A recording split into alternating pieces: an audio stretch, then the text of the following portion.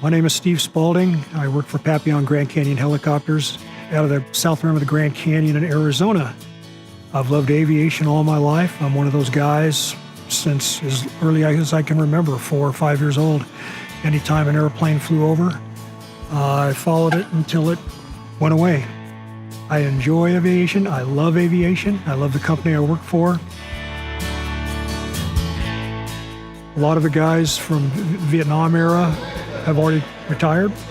A lot of the guys that were in Desert Storm are getting to that point, and we're going to start seeing another drop, both with mechanics and pilots. With AIM and some of the other schools out there are doing their best to keep as many people coming in as possible. Everybody's doing a really good job of bringing recruits in. The training in the school is what the FAA is mandating for you to teach. Basically, you're learning the basics that you're going to be tested on with the FAA. We've had several people come from this specific facility here in Oakland. We've also picked up several people from the AIM school in Las Vegas. Get your A&P as soon as you graduate. Don't wait a year or two after, because there's a lot of guys that are doing that. So guys, if you watch me, get your A&P quick. Don't dangle. Get your tests done. Go to work. You'll enjoy it. Don't get frustrated when you first start out. Again, you're going to be learning constantly. It never quits.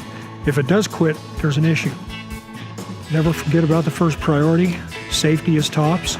If you're kicking an aircraft out after a 100-hour inspection or any kind of inspection, you need to be happy with your work and to the point where you can put your family on that aircraft and have no stress over it at all.